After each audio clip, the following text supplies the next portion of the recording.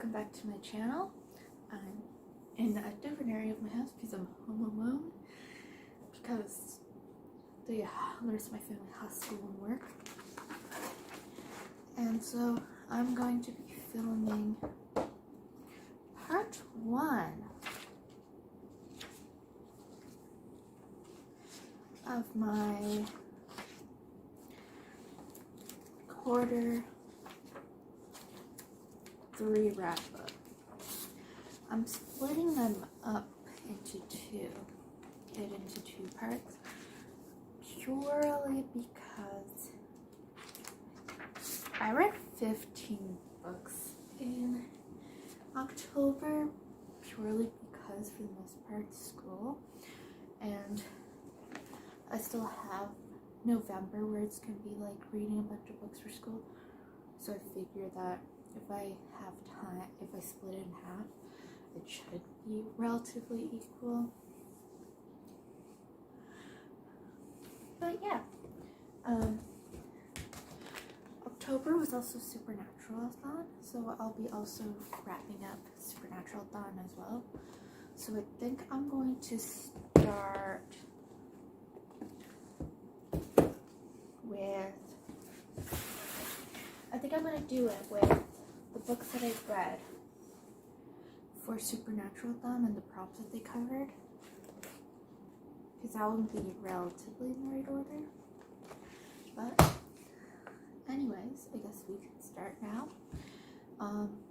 The first 3 things I read were the entirety of the Super Sense comics. This is Volume 1 is When I Grow Up. Volume 2 is Planet of the Capes, and Volume 3 is the Parent Trap. And I had it so each of them completed a prompt for Supernatural-a-thon. Volume 1 was Symbol on the cover because it had the Batman and Superman ones. Volume 2 was for Mystery Spot reread because all of them were technically a reread for me. And Volume 3 was for Scooby Natural graphic novel. I gave all of them 5 stars. Super Sense is my favorite, one of my favorite comic runs ever. So they all hold a very special place in my heart. And I can't let it go because I adore them so much. I love John and Damien's relationship. I love how they're always joking around. And I just love it. DC needs to give me more of this content. I'll never get over what happened with these characters and how I lost it. Okay. The next 2 things I read was from The Great God Pan and Other Horror Stories. The story Great God Pan I read, and then I also read The White People, which I used for the prompt All Hell Breaks Loose Part 2, Supernatural Being. This was for my supernatural fiction class, so I figured that this would fall under something along those lines.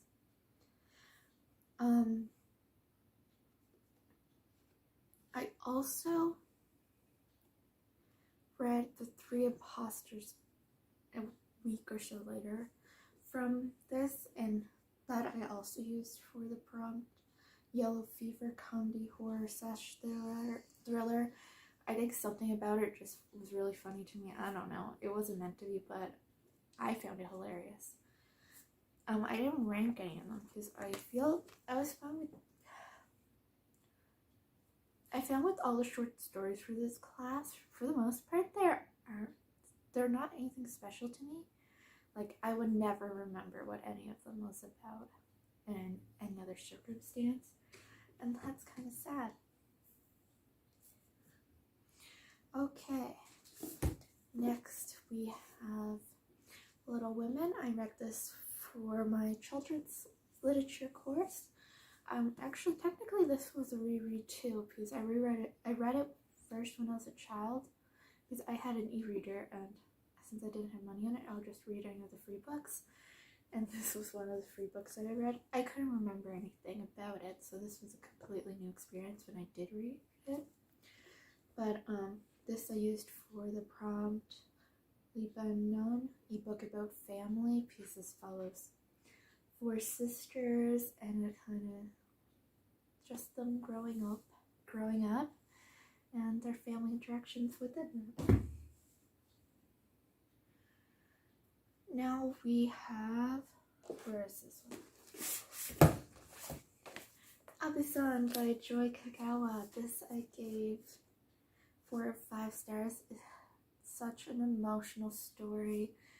It is about it follows this Japanese Canadian and her Naomi, who's a Japanese Canadian, and it follows her and her family during and after the Second World War, because in Canada and in the US they did have like camps where they sent the Japanese Canadian people, and it kind of just shows you how they came back from this.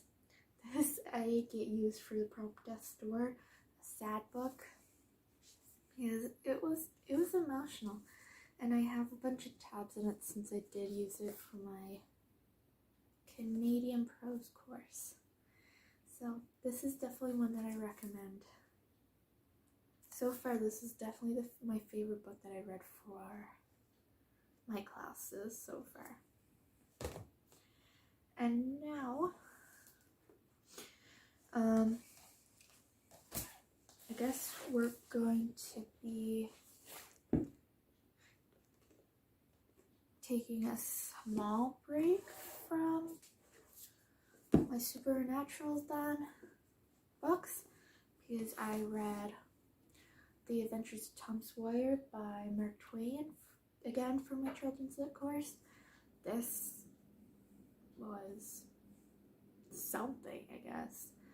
I don't really know. I didn't care much for it, and I would not have cared much for it if I read it when I was younger. It's just not the genre of book I read. Similarly to me reading Anne of Green Gables by Ellen Montgomery, this was also my first time reading it, and it was very interesting experience. And again was hit with the realization that like a lot of the classic books I would not have read as a child that we are studying in this children's lit course, and I think that's very interesting to discover. Next, I read The Turn of the Screw by Henry James. This was for my Supernatural class again. It is about this nanny who takes care of this new children, and she thinks there's ghosts there, and it's a very intense experience. I used this for the challenge Changing Channel. I used this for the prompt Changing Channels, a book to movie / TV adaptation. The Turn of Screw has several adaptations, and most recently it was The Haunting of Bly Manor. Was adapted from, it was inspired by this, from what I've heard. This one was definitely one of the more interesting stories that I've read for this course, though. Okay. Now, my notes are a little weird here. Okay, so next I read The Winds in the Willow, which I also read for Children's Lit. If you can tell, I read so many for these courses. Like, we have a new book to read every like 2 to 3 classes for this course. And this one I used for Dog Dean Afternoon, and this was featuring Animal, all these characters. It has characters are animals, so I felt like that worked out pretty well. And it was an interesting story. I didn't care much for it, but I also know that I'm not the audience for it. So a lot of the books that I read for children's lit, I didn't rate it because it didn't feel right since I'm not the audience. That one was fun.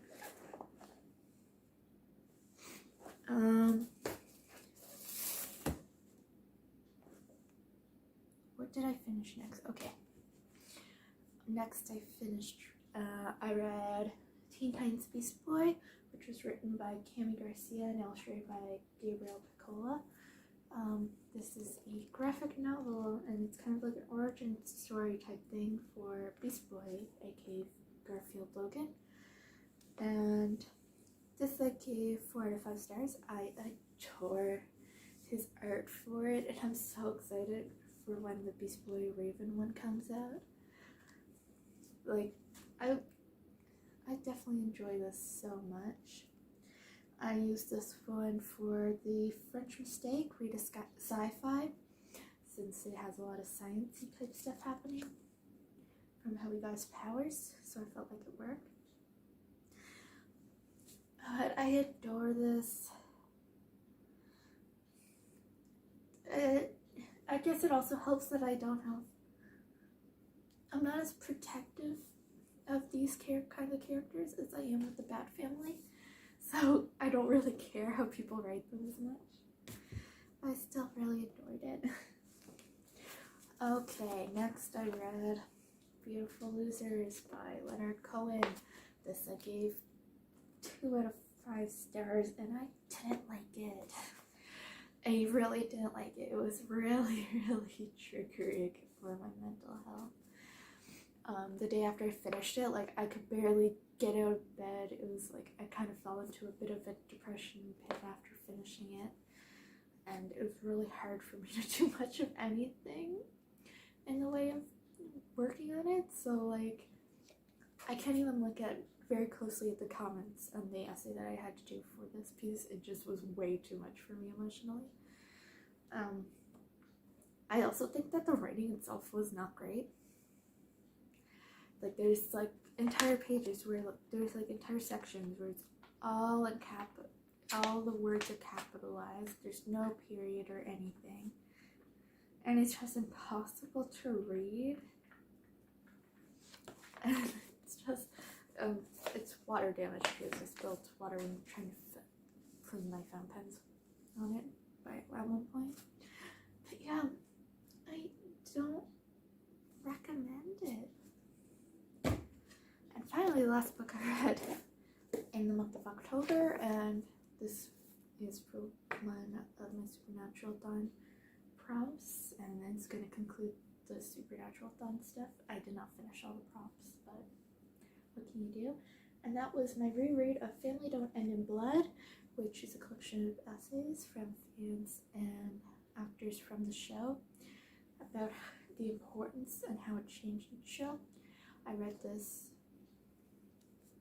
because the show I wanted to read this because the show came back on for its last few episodes, and I'm going to be starting to read the second one, the one that's about the ending that follows from the show ending.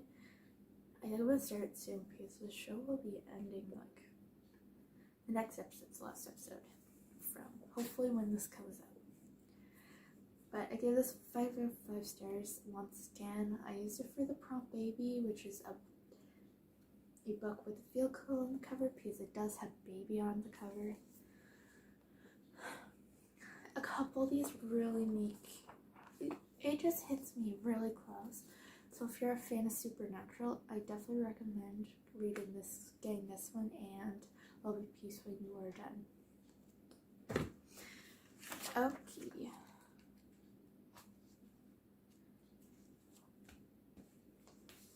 Okay, for November, so far I've read 3 stories from the Collected Ghost Stories of M.R. James. I read The Ash Tree, A Whistle and I'll Come to You, My Lad, and The Tactical Midriff. a few more that I have to read for this, but that's about it. And then for my children's lit course, I read Silverwind by Kenneth Opel. Apparently he's actually worked on this while in around my university area, so that's fun. And finally, I read an ebook, which is wild since I've been really reading. I've just been reading physical books for the last little bit. And that was A Touch of Darkness by Scarlett St. Clair. This is a Hades and Persephone retelling, and it was really cool. I think I'm starting to work on the next book in the series. The third one hasn't, the trilogy, and the third one hasn't come out yet, but I'm very interested to see where the story takes me. So that is my part one of my quarter four wrap up of 2020. I hope you enjoyed this video, and I'll see you in my next one. Bye.